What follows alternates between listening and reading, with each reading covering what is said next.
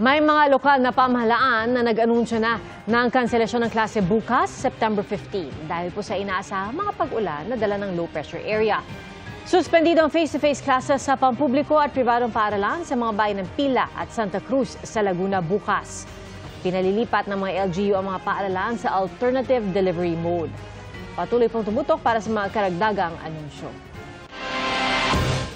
Naglabas ng pahayag ang Office of the Vice President tungkol sa mga balita kaugnay sa pagdinig ng Kamara para sa 889 million pesos na panukalang budget na tanggapan para sa susunod na taon.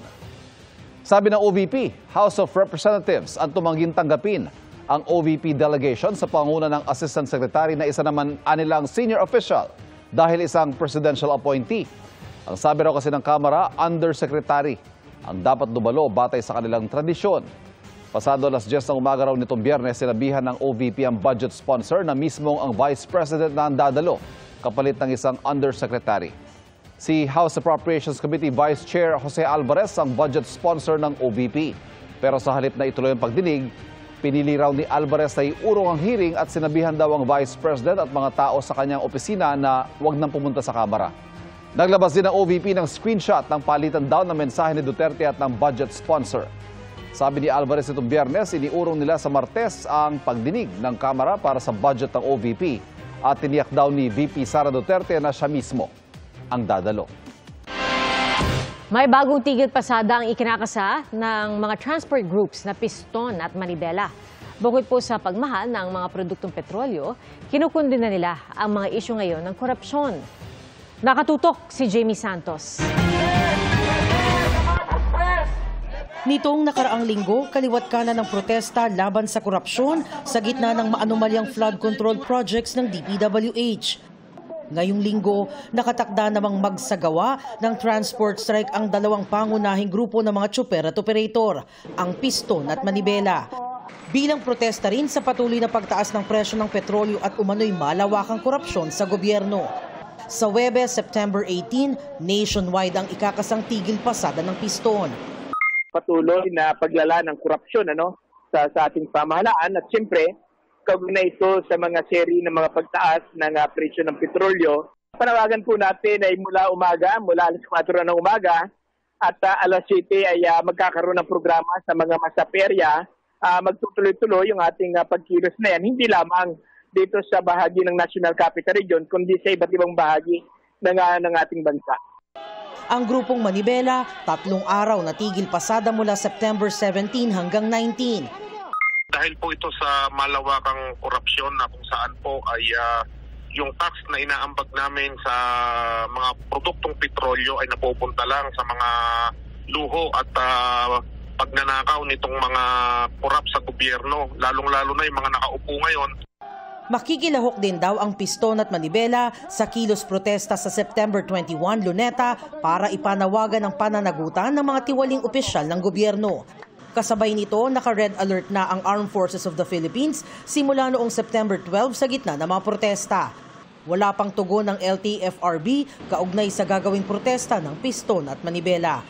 Para sa GMA Integrated News, Jamie Santos, nakatutok, 24 oras.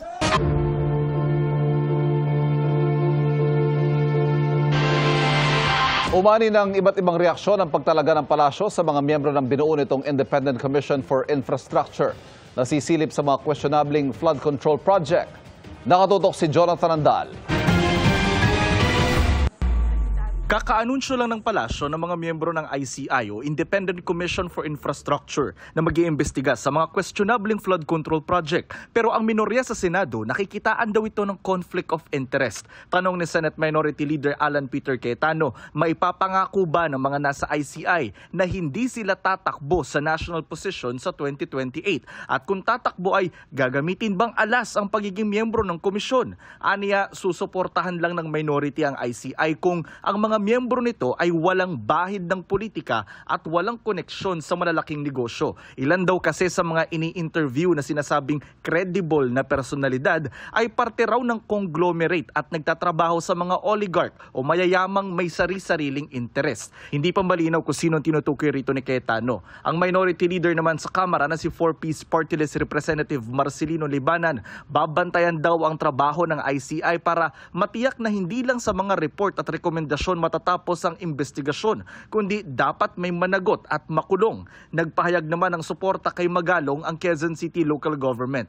Kasama ni Magalong si Quezon City Mayor Joy Belmonte sa grupong Mayors for Good Governance. Buo raw ang tiwala niyang malaki ang may tutulong ni Magalong sa investigasyon at pagbibigay linaw sa papel ng LGU sa kalakaran sa flood control projects. Handa raw makipagtulungan ng Quezon City LGU sa ICI. Sabi naman ng grupong Right to Know, Right Now na nagsusulong ng freedom of information, dapat maging transparent ang ICI at isa publiko ang mga makukuha nila sa investigasyon. Matapos ang ICI, inaabangan din daw nila ang pahayag naman ng itatalagang susunod na ombudsman dahil mahalaga raw na maging katuwang ito ng ICI. Parang ating last line of defense in graft and corruption is the ombudsman. They should remain independent but they should cooperate and coordinate. Para sa GMA Integrated News, Jonathan Andal, nakatutok, 24 oras.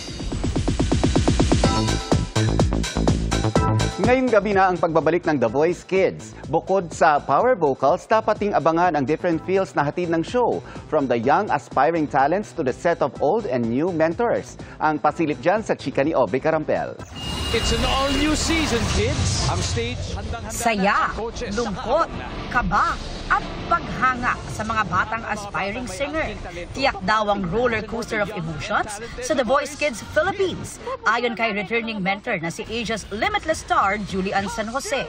Maraming tawanan, maraming iyakan, maraming bardagulan. Abangan nyo kasi sobrang talented ng mga bata. Yes, they deserve it na to be known not just here but all over the world. Tiniyak naman ni Billy Crawford na ready silang coaches na tumayo as big brothers and sister ng mga bata, especially their soon-to-be mentees. They're as innocent and as organic as they can get kasi yung wala kung maiiyak sila, maiiyak ka din. Kung matutuwa sila, matutuwa ka. Para kay Gen Z hitmaker Zach Cabudlo, same but different ang feeling sa kanyang pagbabalik sa The Voice Kids as a former contestant and now as a coach. It's a different experience po for me in that aspect. Pero feeling ko po it's gotta be the same feeling with these kids na yung kaba, siyempre yung pressure na nakatalikod pa lang kami. Challenge accepted para kina Miguel and Paolo Guico ng Ben & Ben ang pagiging bagong coaches sa The Voice Kids Philippines. Talagang ibang klase yung talent nila, yung puso nila, yung mga kwento nila. For sure, may mapupulot po kayo na lessons from these kids. Ang masasabi ko lang po ay, 2 is better than 1. Nagbabalik din as host si Kapuso Primetime King Ding Dong Dante sa The Voice Kids Philippines. Simula ngayong 7 p.m. pagkatapos ng Bubble Gap. Aubrey Carampel, updated to showbiz happenings. Hindi overload ang hatid ng duo ni Mika Salamanca at Brent Manalo sa isang fan event. Enjoy naman si Barbie Fortesa sa kanyang me time sa gitna ng kanyang busy schedule. Narito ang aking chika. Wala na siya sa kumpanya. You're looking at the new CEO of Velma Beauty. Mula sa palabang Noreen sa Beauty Empire. Welcome to the Contrabida Academy. Hanggang sa campy role as Gigi sa Contrabida Academy.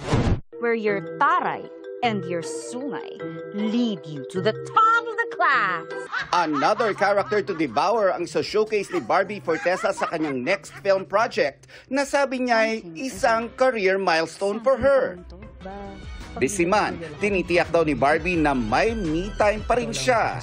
I am so fulfilled right now as an actor and as a person. Parang feeling ko buong-buo ako ngayon. My heart is so happy. What makes Barbie whole? Ang dami ko nang nilulook forward sa kada araw na gumigising ako. Mahal na mahal ko yung sarili ko. So alam ko kung saan ako pupunta. Alam ko kung ano yung gusto kong gawin. Finally po, nakita-kita na tayong lahat. Happy Heart din ang PBB Celebrity Collab Edition big winners na sina Mika Salamanca at Brent Manalo. Nang makipagkulitan ng Team Breca aka Nick Brent sa kanilang supporters. Salamat po sa pagpunta sa kasal na. May bonus pang kilig ayuda. Sobrang papasalamat po kami. Even yung setup po, even yung mga damit po nila, pinagandaan nila lahat ng efforts. Kung di po dahil sa inyo, wala po kami dito.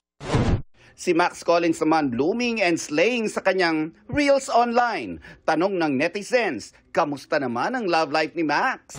I don't know, it's okay naman so far. Yun lang,